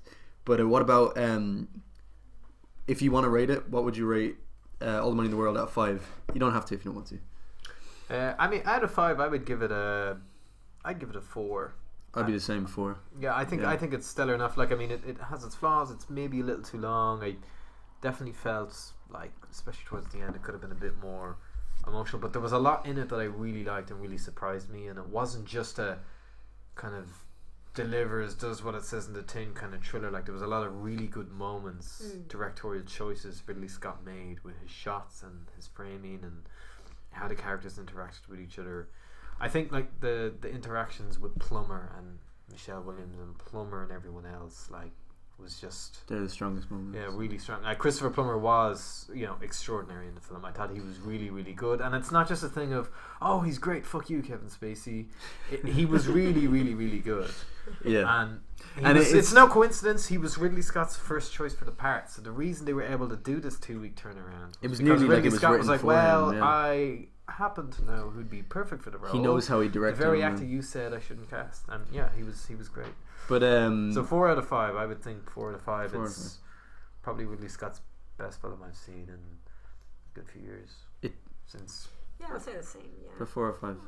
It's a solid thriller. Like, it does everything that you want, and it's well directed, and it's it's the film that you'd recommend for someone to see in the cinema if they want a solid thriller. Like, it does everything it says in the tin. Like, what more do you want from it? It's maybe a bit too long, but that's about it. It's got that definitely recommend it. Thomas Alfredson's Tinker Tailor Soldier Spy, which is a period piece. Like, I missed the Snowman.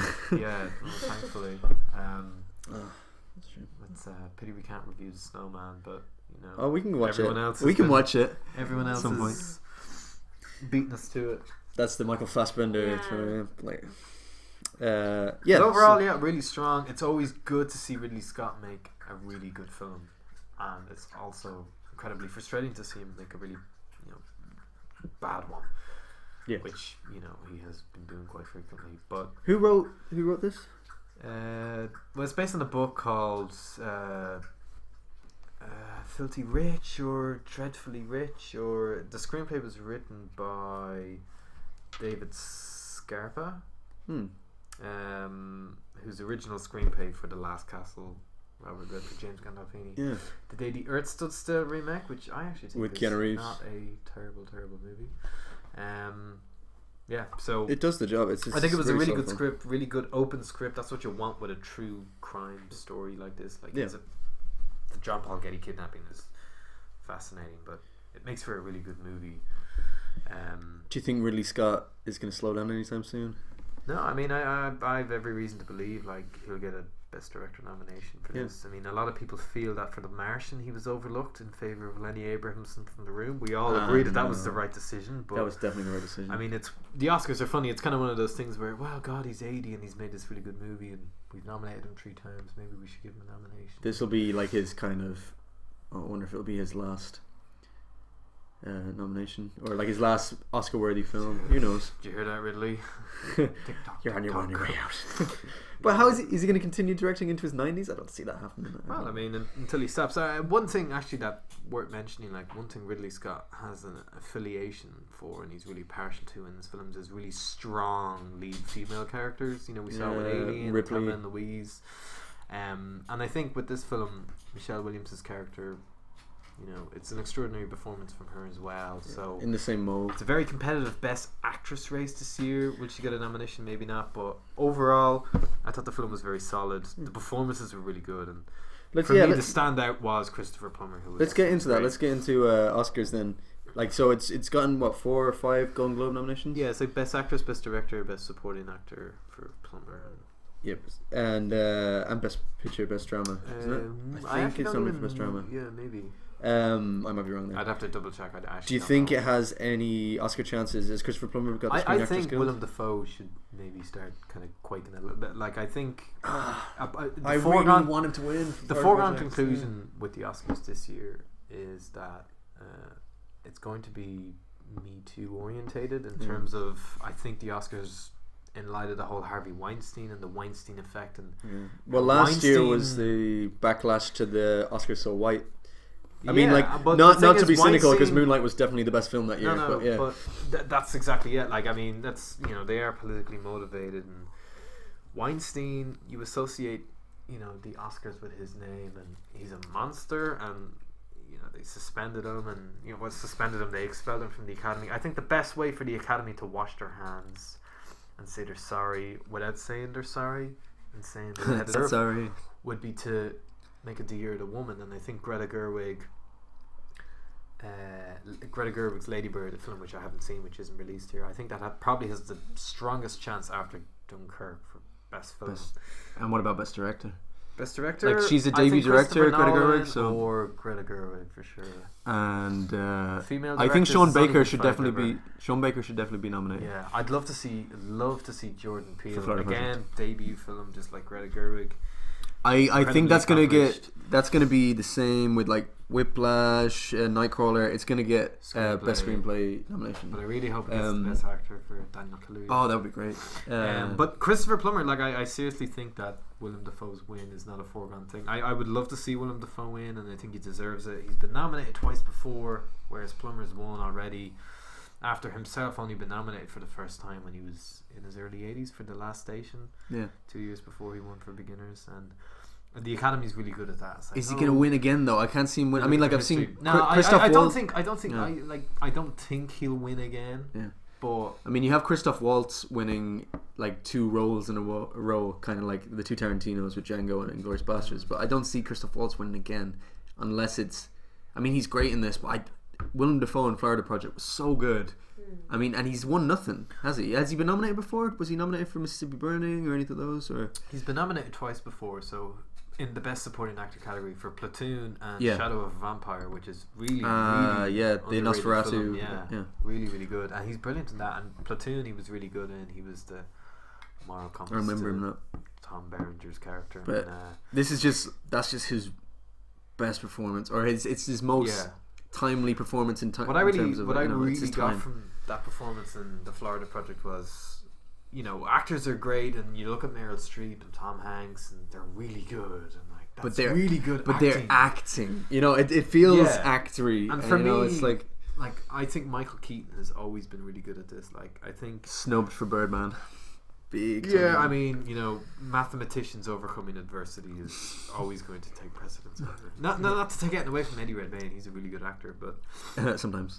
I think what Dafoe was really good at doing in the Florida Project, and it really just stood out to me the whole film. I was like, it's not like he's just such a good natural actor. Like, it doesn't look like acting. He seemed natural. Like Bobby the motel manager. Like, there's no big weepy teary-eyed scene, and there's no punching mirrors, and there's no male angst. It's just he's against nothing but, like, I mean, other than a few cameos, he's against non-actors. He's against an Instagram star. He's acting against all these people where he should be completely outshining them, but he matches them perfectly, and he doesn't seem like the odd one out in the cast. Like, he just seems like he's totally. It's also his look. He's got this unusual look, so he seems a bit more human. It's more the kind of TV actor kind of look nowadays. But like, he fits it so perfectly, and he doesn't go showy. Like, the script isn't showy anyway, but he doesn't go out of his way to just, you know, like, eat the scenery or like really like try and outdo other people.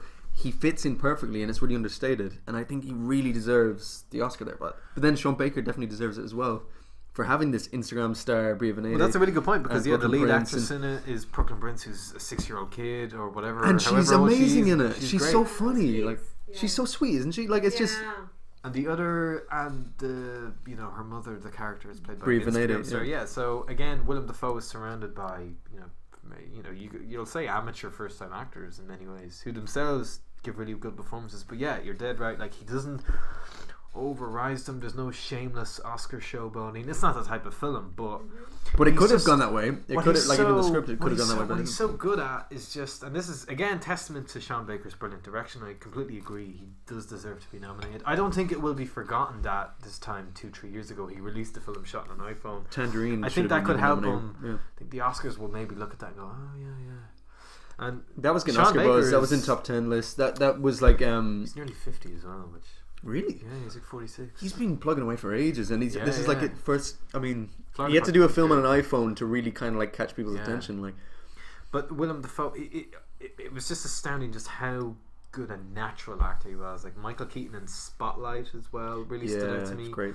Just really good at just natural. It doesn't Just seem blending like in. acting. It's just Blending into the Yeah. role and feeling like that's very difficult like to Michael do. Keaton, like being a that's- reporter. You felt like he's this Time One reporter who's worked there for years, and he did. I mean, like I love Mark Ruffalo in it, but Mark Ruffalo has that kind of Oscar-y speech, like we gotta nail these scumbags, man. You know that's Yeah. that. Obviously, it's going to be used as the, It's a great the scene, highlight reel. actually. It's a He's great, really good in great it, scene. But then Michael Keaton, like you're saying, he doesn't necessarily stand out, but that's why he's so good. And Willem Dafoe doesn't really necessarily like blow your mind, but he's just so human, and he's got these like there's this little moment, you know, when and apparently it was just improvised. They had these birds keep showing up on set. Oh, these yeah. like strange, I don't know what they were. They're kind of like herons, Flamingo looking thing. Yeah. It's a flamingo. and it's just him kind of like Kind of. like shepherding them away. All right, come on, guys. They We don't know frame who it in he's such talking a way to. that at the beginning of the scene you're thinking he's talking to kids. To the kids again, yeah. And he's like, okay, time to go. And then it cuts to who he's talking to, and they're birds and flamingos. It's- And yeah, they're non-actors. They're literally birds, and they're not even trained. I didn't know that they just showed up on the set. Yeah, That's apparently they were more constantly on impressive. set. They're like, all right, let's just shoot a scene. But I love the way like he's stern. He can be strict, and he has to do his job. But at the same time, you can see he's got that. He cares. Like he really cares about his residents. Even like that moment when he goes to the other motel where they have to stay the night, so they're kind of like not living in his motel. They have like the kind of month, and then they'll stay somewhere else, and they'll come back for a month. So he's kind of helping them out there, and he goes and he kind of helps them out and pays the extra money, and he's like, he really cares, but he's still stern at the same time. Like it's just human. Like he doesn't. The best moment I think is when he has the kind of predator pedophile show up on the motel. Oh, that's a brilliant scene. Lot, and like the kids are by themselves, and he just goes, "Oh, you want a Can I drink? help Yeah, we'll you, bring you sir? for a drink." I'll take you over here for the soda. And the old guy, the old pederast, is like, "Oh, no, it's over here." And that was a really brilliant scene. That could have been played so many different ways. like, It could have oh been my he could have God, beat the look shit out out, of him, yeah. but it's just like he was nearly treating him as a human And as the well. kind of and wrestle trying to- they do at the end Yeah. to grab his wallet. It's this awkward kind of Yeah. tussle that they have. Drink it. Are you not thirsty? Yeah, Drink you're it. not thirsty. Oh my God, Bang, no. yeah. But he was like he's kind of this father figure for some of them as well when they have like absent parents, or he's this he's like this kind of what's the word, like community carer, or like he's some sort of moral authority that can help people out, and like I don't know, it's never done like in a cheesy way. Like the ending could have had him running to save her, or but it doesn't. The ending's just him like trying to help someone out with a washing machine. Like it doesn't. He's just so good in it. Like he's so good. I think like the three names that are most frequently mentioned for Best Supporting Actor this year are Willem Dafoe. I mean, Christopher Plummer. Again, Sam Rockwell. he deserves everything he gets, and yes, I mean Sam Rockwell, who to a lot of people, he's like a lot of people's favorite actor. I have a friend who absolutely loves Sam Rockwell and everything he does. I think he's a really good actor, and I haven't seen Three Billboards, so I can't comment on. But He even does seem like the kind of actor that you would like to see get an Oscar nomination. it's just- I haven't seen. he's always gone kind of under the radar. But like you had Moon, which I is like haven't seen Moon. it's like this Reddit kind of cliche now. It's like this movie everyone has to see, the top underrated movie, but it's great. It's Ziggy Bowie. What's his name? Dave. Ziggy Bowie. It is, but that is his like original name. Duncan isn't it? Jones. Duncan Jones is like he did Source Code and he did Warcraft recently. Ziggy Stardust. That's Is his. that what you were trying to? No, but he's Ziggy Bowie, isn't Who's he? Ziggy Bowie? He's David Bowie's son. Yeah, but what's the Ziggy? But Ziggy is his original name, I think, or somebody says his nickname as a kid. Yeah. No, it's a nickname. Yeah, it was his nickname. Yeah. But so that's where Ziggy Stardust comes from. Yeah, Ziggy yeah. Bowie was Maybe it was just a nickname. I've just never heard him being referred to as Ziggy Bowie, but I heard it Moon because is a friend of mine pick up that for himself. Like he Yeah. just chose that for himself. You know, this guy. But Moon's a solid. Moon's a solid sci-fi. He's kind of, not to ruin anything, he's acting against himself in a way. Like he's got a lot of layers to his character. Okay. But I haven't seen it. But then Seven Psychopaths, which I love, it isn't as good as in Bruges. He's played a lot more for laughs, but he's like the best thing about Seven Psychopaths. You've seen Seven Psychopaths? Yeah, but I'm just bad with the name of the actor. He's the guy that plays like the psycho that's Colin Farrell's best friend. Yeah, but like, bring me another movie like more recently. He's in The Green Mile. Ago. He's in what's that one? Where he's working in the swimming pool and Steve Carell's like the stepdad of that kid. He's very good in that. He was in Matchstick Man, The Hitchhiker's Guide to the Galaxy. It's probably easy for you. He's in Galaxy Quest. Oh, okay, yeah. Oh, I know. Yeah, we just showed a picture there. So, what was that one with the swimming pool thing? The Big something. Oh, he was the bad guy in Iron Man 2. The way back was way back. Yeah, and he's he was great in the Poltergeist remake, which was supposed to be horrible. Oh, I know. He's got an Ethan Hawke vibe about him, but he's a bit more intense. Like he's kind of like more unpredictable. But no, he's a great actor, and like he works so well with Martin McDonagh. So I can't wait to see that.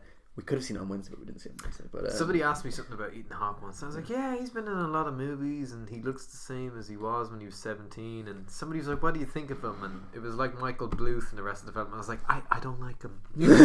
Have you not seen? I've really gotten to know my son's girlfriend. Blah blah blah. What do you think of her? I don't like her. Her? That was Ethan Hawke. Really good actor. Have you seen the Before trilogy? No. Richard Linklater's Before trilogy they're my favorite films. And he's so good in them, and he co-writes them as well. So, like, man, you have to watch that. The first time I saw him was in this movie, Reality Bites, and it's like an Winona MTV. Ryder, yeah. Yeah, and it's very 90s, and I really like him from that movie because he's this tormented guy. Ben Stiller in that? Yeah. Yeah. And Winona Ryder. I think Ben Stiller wrote it. I watched that like a while ago, a long time ago, and I like him from that movie. No. And then I saw the other one, Gattaca, is it? Yeah, Gattaca. You've seen Gattaca? He's great in Gattaca. I did years ago, but like I'd need to watch it again. Years, yeah. Honestly, I think Ethan Hawke has the same problem that Nicolas Cage has. Sestero is in Gattaca. Oh, I knew that. Yeah, he's like he's one of the. He's like an extra in there or something. Yeah, but, uncredited. Yeah. Oh, hi, Mark. But Ethan Hawke has the same problem that Nicolas Cage has. I think that he will choose anything for the paycheck. So he's in a load of crap. But he's also in some great films as well when he's more passionate about it. That movie we watched, I really didn't like it. That he dies. No, he changed. Then he's a woman. Then he dead himself. Oh, Predestination. And this is a spoiler, it's a time travel movie, but I didn't finish it. I didn't like it. Like I thought it was like too much. Yeah. Not really that. I mean, like he will try anything, but he is a very good actor when he's playing a more person like himself. Kind of. I think that's why Before Sunrise works so well, and Before Sunset and Midnight. And he's so authentic when he can just like chat and be kind of casual and have these like kind of philosophical conversations. He works best with Richard Linklater. Like in Boyhood, he's amazing in Boyhood. You seen Boyhood? I don't know. You haven't seen Boyhood? Okay, all right. No. Let's just strike that dislike of Ethan Hawke from the record then, because you haven't seen Boyhood and you haven't seen the Before trilogy. Come on, you can't watch No. The thing about not liking him, I think he's a really good actor, and you're gonna hate me for this, and all Ethan Hawke fans are, because I haven't seen the Before trilogy. I haven't seen Boyhood, but I thought he was really, really good in Training Day. You know, Denzel. He is great in Training Day. Yeah. Really good. Everyone's like, "Oh, Denzel Washington won the Oscar for it," but Ethan Hawke's so good in it. And he was really good. When I say I don't like, I'm only joking. I'm just not like, I just don't get the whole fanboy thing. Yeah. Check out those films. I think like he's got his charm to him. He's not the best actor ever, but he plays a certain part really well, and I think he's perfect for those that trilogy anyway. But to get back to Oscars just before we finish, what would you say? So if it's like, there has to be now between 5 and 10 Best Picture nominees, right? Between 5 and 10. What would you say would be in the the potential 10. Okay, so I'm gonna go with Lady Bird, Dunkirk, The Florida Project, 3 Billboards. I think Get Out has a really strong chance. Yeah. I think Phantom Thread will kind of have. That's a very much a wait and see kind of thing, as it usually is with Paul Thomas It'll Anderson. be there. His films are always kind of released at the kind of the same time. What was the other? Call Me By Your Name. To mention? Yes, Call Me By Your Name, definitely. I'm sure that'll be up there. Let me think. What was I going to say? Well, Do you know what? I'm actually just going to have to just quickly go on to IMDb. I reckon you've got most of them there, man. The Post. Did you mention The Post? Well, yeah, there's I think the Post will be there. What have we got here? None of those films I'm looking at. I think Disaster the Disaster Artist. Artist has a good chance. Yeah. The Disaster Artist. How about this? What film is going to win?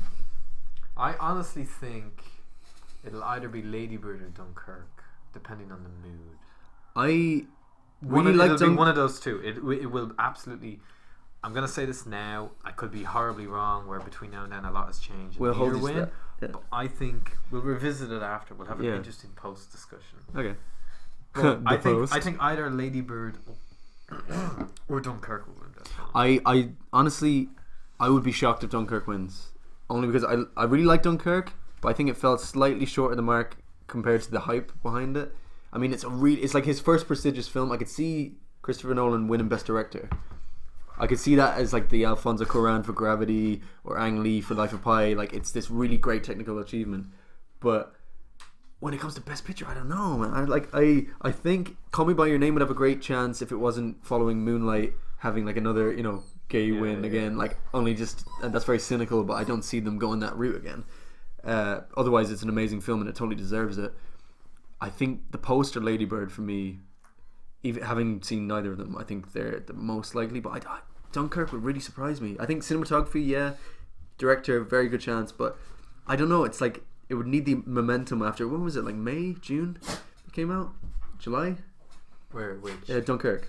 Yeah, July, it was early isn't it? summer. Yeah. Well, I don't see it having that momentum going in. I mean, let's see how the Golden Globes go. That's why I say Lady Bird. I think like this could be Really? Year of the Woman, whereas last year was very much year of year of black cinema, where in the previous years you had the Oscars so white controversy, and given the Trump election, Moonlight and stuff. Not taking anything away from Moonlight, it was a brilliant film. It was one of the best films of the year. Yeah, one of the best films of the decade. Anyway, Best Picture wise, they went from being scorned for Oscars so white to having two actors in the same night, two black actors in the same night winning. You had Viola Davis and Mahershala Ali, who also coincidentally became the first Muslim to Ali. Mahershala Ali, I think. Well, first Muslim actually coincidentally as well to win an acting he's Oscar great, or Oscar full stop. No, sure. But anyway, I think this year will be like the year of the woman, and I think Lady Bird.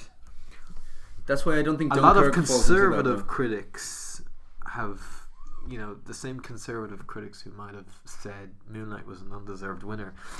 I have been reading like a lot of conservative, kind of Christian orientated critics really, really, really like Lady Bird. Apparently, well, it's got that subject matter as well. Well, one word I heard was it was a Christian masterpiece, and I just think it will sit well with everyone. And I think Greta Gerwig, 5 or 6 women have been nominated for Best Director Oscar.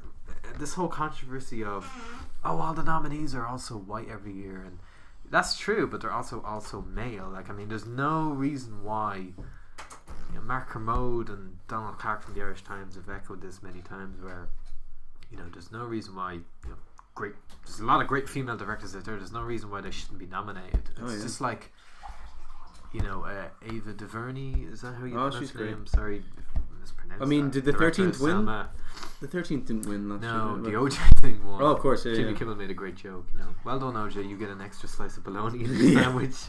But that also caused a lot of controversy because not the subject matter. It was like, well, that's not it's really a documentary. 7 hours it's a long. 7-hour thing. So they've changed the rules. Yeah, so Wormwood isn't eligible now, and like there's other films. Wormwood was weird. I haven't finished it yet. It's kind of weird, but it's interesting. I love Errol Morris. But that's why I don't think Dunkirk, if it's that year, if it's the Me Too year, what has Dunkirk got going for it that'll win Best Picture? I don't think it has any sort of like political kind of oomph to it. Well, this is the thing. Like, I think it's. What about The Darkest Hour? Will that get a Best Picture nomination, or is that just Gary Oldman? I don't think so. Like, I mean, I think the Churchill thing has been done before. I mean, if you want to talk about filling the gap between 5 and 10, they have no obligation to fulfill 9 or 10 because, much to my ire and dire frustration 3 years ago, between 5 and 10 they went for 9 and they didn't nominate. So since the Oscars have brought in this rule of it's 10, okay, now it's between 5 and 10, it's supposed to be more inclusive. To me, if you're nominated for Best Director, what won't ever happen again with this new rule is you won't be nominated for Best Picture. That's what happened with Bennett Miller with Foxcatcher. Yo, that was. They were like, oh no, Best Director, yes, but no, not enough to make a best film. I'm like, that well, was just film. nominate it anyway if you know you're not going to win. I don't know how it works, but I mean, like, but the funny thing with the 10 nominees versus 5 is it's great to fill it out 10. Like, if there is 10 great films that year. But once you have 5 director nominees, and if those 5 films are in the Best Picture like nominees, you know that the other 5 don't really have a chance. If they weren't Best Directed, and even Argo, which wasn't nominated for Best Director, let's not forget that still won. It was winning everything, so it wasn't like a shock. But that was like a big was a joke controversy that Ben nominated. Affleck didn't get nominated. But then they were trying something different. They went with Bennett Zeitland for Beasts of the Southern Wild, which Michael is why Haneke. I think Sean Baker will get a nomination this year. The big tragedy for me, first world problems. In 2009 for the 2008 year, that's how the Oscars works. Is for like Dark Knight and Wall-E weren't nominated. Yeah. But The Reader and stuff was, and a lot of people were angry. And the following year, it's no coincidence they increased it to 10.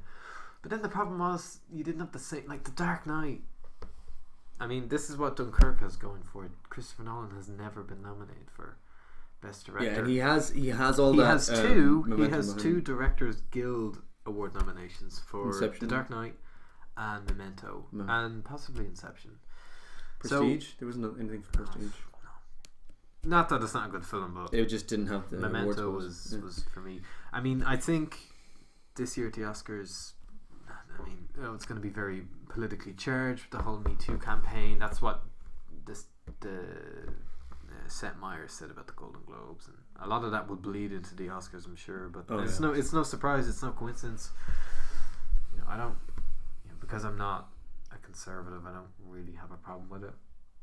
But I'm also on that. Like, I don't really like to label myself anything. No one likes anything too political. Stance to say. I will say though that Harvey Weinstein, who is one of the worst human beings that's ever lived. I mean, it's been known for years. Like, we have a friend. Do we mention Friends without the permission on this? But who is it? I can cut it out if it's like no. Well, our friend Natasha, who's up and coming film director. Her short film was nominated for the IFTA. Like, I mean, as soon as this stuff about Harvey Weinstein came out, she messaged me straight away and said, "Yes, this is great because for women filmmakers and women actresses, women in general." Being in his proximity has been terrible because he's a sexual deviant predator. And like, she said to me, like, this has been known for years. And I'm like, who's culpable in that? And the Oscars are very much Harvey Weinstein has been... Well, they made him the most powerful fucking producer. He's been mentioned more times in Oscar speeches than God. Yeah. What's the best possible way for the Oscars to make themselves look good? Which, by the way, as we know from last year... He's been kicked out of the Academy, hasn't he? Given Moonlight Best Picture... which again is a great film. They're really, they're really just about Warren Beatty. Kind of. Well, that wasn't his fault. He was handed the wrong card. Absolutely, anyway. He should have said this card says Best Actress because. Well, yeah. When it said La La Land and it cut to the La La Land people getting off their seats, he did kind of throw Faye Dunaway into the bus. No, Faye, you stupid bitch! It says Best Actress. He didn't say that, but he did say to her, "It says Best Actress, you idiot." Yeah. She's like. I was just reading the name because you were stalling. It made me feel... Well, anyway. Emma Stone wins Best Picture. It's done now. He kind of redeemed himself a bit. Well, not really. But the Oscars are really good at making themselves look good. It's all I a already very cynical thought, like- thing. So Lady Bird, I think Lady Bird could be. Yeah. I already thought that the Oscars were going to be weird this year after the whole Moonlight controversy. Now with Harvey Weinstein and the whole Me Too, it's going to be a fucking car crash, and it's going to be fascinating to watch. For years, the Oscars and Harvey Weinstein went hand in hand. Like you don't think of Harvey Weinstein without thinking of the Oscars. What's the best way to distance yourself from him? Don't hit the table as much because it'll interfere with the microphone. Was I hitting? Am I doing this a lot? You're Frank Underwooding. No, it's fine. Don't worry. I thought I was just. No, don't worry. Did you do I've ruined your momentum. Yeah. But I think I just think on paper, given the Academy's frame of thinking now, and I'm no expert, but just from watching the ceremonies and how politically charged they've been and not been over the years, if you were to ask me right now, put a gun to my head, what will win best film? Yeah, I think Lady Bird.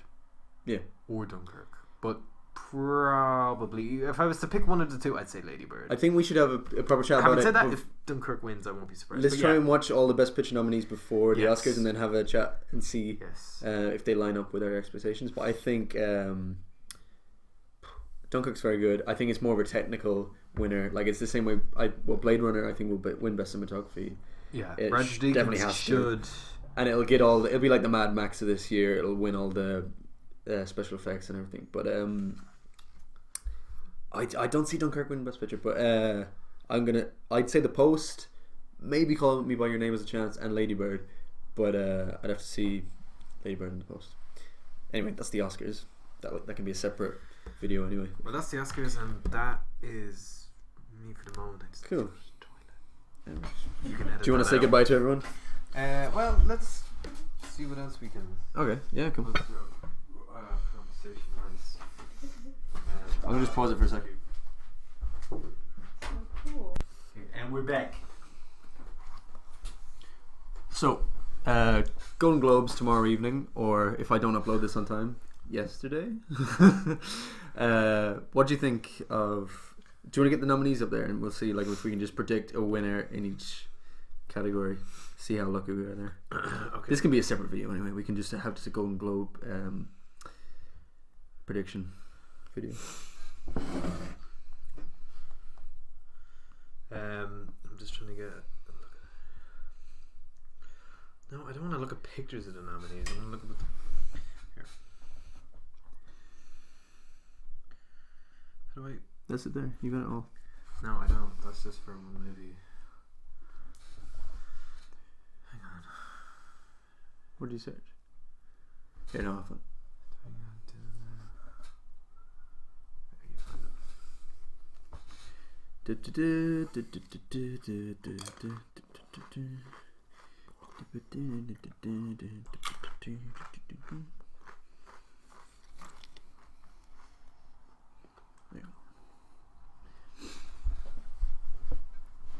Okay. Let's just go category by category. Okay, Exactly. so Best motion picture drama: Call Me by Your Name, Dunkirk, The Post, The Shape of Water. which we completely forgot, which is definitely going to get an Oscar nomination. At least one. 3 Billboards Outside Ebbing, Missouri are nominated for Best Picture Drama. What do you think? I think Dunkirk. I'm going to go with... Yeah, Dunkirk seems pretty likely, actually. Call Me By Your Name, I'll say, just to have a different one. So, so Best Animated Motion Picture, Coco, Pixar's newest one that I haven't seen yet, but it's supposed to be great. Ferdinand, Loving Vincent, which looks amazing. Boss Baby, which seems like it's filling out the category. Then we have The Breadwinner, made by Cartoon Saloon, who made Secret of Kells and Song of the Sea. And it's set in the Middle East, and it was associate produced by Angelina Jolie, I believe, which is amazing because it's Irish animation, and like they've been nominated for 2 Oscars for both of their previous work. So I think that's a very likely choice for an Oscar nominee as well. That's great. If it'll win, that's unlikely, but I reckon maybe Coco. Yeah, it's Pixar, It's a come safe on. bet. Um, And the lead character in Coco is Mexican. So. Best motion picture foreign language. I think The Square, right, is probably the Palme big d'Or favourite. winner. Exactly. Yeah. Follow up to Force Majeure, great film. I can't wait to see the square. I would go for Loveless. Andrei Zivganitsev, director of Leviathan and Banishment and The Return. Elena, amazing director. We're gonna have a Q&A with him soon in the IFI. Best motion picture, musical or comedy. The nominees are Get Out, I, Tonya, Lady Bird, The Disaster Artist, The Greatest Showman. I'm going to go with Lady Bird, but I think Get Out has a really strong chance. Lady Bird only because it has a chance of winning Best Picture in the Oscars, but otherwise I'll go with Get Out as well. You're right. Okay. Best actor in a motion picture drama, Daniel Day-Lewis for Phantom Thread, his last ever acting on-screen role. Denzel Washington, Roman J. Israel, Gary Oldman, Timothée Chalamet, and Tom Hanks. I'm going to go with Gary Oldman for Darkest Hour. I'd say Gary Oldman or Daniel Day-Lewis. Yeah. Best actor in a motion picture, musical or comedy, Ansel Elgort, Baby Driver, Donald Kaluuya for Get Out, Hugh Jackman for The Greatest Showman, James Franco for The Disaster Artist, or Steve Carell for Battle of the Sexes. I would say James Franco. Yeah, I'm going to go with James Franco for this one. Actress in a motion picture drama, Frances McDormand for 3 Billboards, Jessica Chastain for Molly's Game, Meryl Streep for The Post, Michelle Williams, All the Money in the World, Sally Hawkins, The Shape of Water. It's got Frances McDormand. Yeah, Frances McDormand, definitely. We'll go for that one. Actress in a musical comedy, Emma Stone, Helen Mirren, Judi Dench, Margot Robbie, Saoirse Ronan. So Emma Stone for Battle of the Sexes, Helen Mirren for The Leisure Seeker, Judi Dench for Victoria and Abdul, a role she's played previously in a Oscar-nominated role that she played recently. Miss Brown. Margot Robbie, Saoirse Ronan. I'm going to go with Saoirse Ronan. I would say Margot Robbie or Saoirse Ronan. Yeah. Actor in a supporting role, Armie Hammer, Call Me By Your Name, Christopher Plummer, All the Money in the World, Jenkins, Shape of Water, Sam Rockwell, 3 Billboards, Willem Dafoe, The Florida Project. I'm going to go with Willem Dafoe. I'd say Willem Dafoe, or just because of the controversy, we're going to get Christopher Plummer win. Willem Dafoe is most of his. Willem Dafoe, but I think Christopher Plummer will give him a run for his money in that, that one. You mean a run for all the money in the world? Ooh. I think you do that. Best performance by an actress in a supporting role in a motion picture, Alison Janney for I, Tonya, Hong Chow for Downsizing, which is strange seeing as she has a Screen Actors Guild nomination as well. She's got to be amazing in that film. It's not getting any other sort of buzz. So, Laurie Metcalf for Lady Bird, Mary J. Blige for Mudbound. I still have to see Mudbound. That could be Best Picture nominee.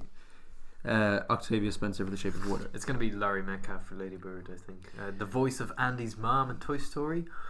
That's what she's best known as, Laurie Metcalf. But this kind of seems like it'll be her, or either her or Alison Janney for I, Tonya. I think those are the two strongest. Best Director, Motion Picture, Christopher Nolan for Dunkirk, Guillermo del Toro for The Shape of Water, Martin McDonagh, 3 Billboards, Ridley Scott, All the Money in the World, and Steven Spielberg for The Post. I'm going to go with Christopher Nolan for Dunkirk for this one. I'm going the same. I think it's Christopher Nolan. Best Screenplay, Motion Picture, Lady Bird, Greta Gerwig written, Molly's Game by Aaron Sorkin, The Post by Liz Hannah, Josh Singer, the writers of Spotlight, I believe, Shape of Water, Guillermo del Toro, Vanessa Taylor, and 3 Billboards by Martin McDonagh. I'm gonna say, just because I love Martin McDonagh, I'd love to see him win that. I think it's. I'm gonna go with Lady Bird again. I'm gonna go with Greta Gerwig for this one. I mean, it's gonna be the ceremony tomorrow. Is gonna be very politically charged. Me too. So I think Greta Gerwig will. We're not gonna go for the TV ones. I haven't seen enough of the TV ones. I'm just gonna go for best drama TV show and just have a guess. Or maybe not.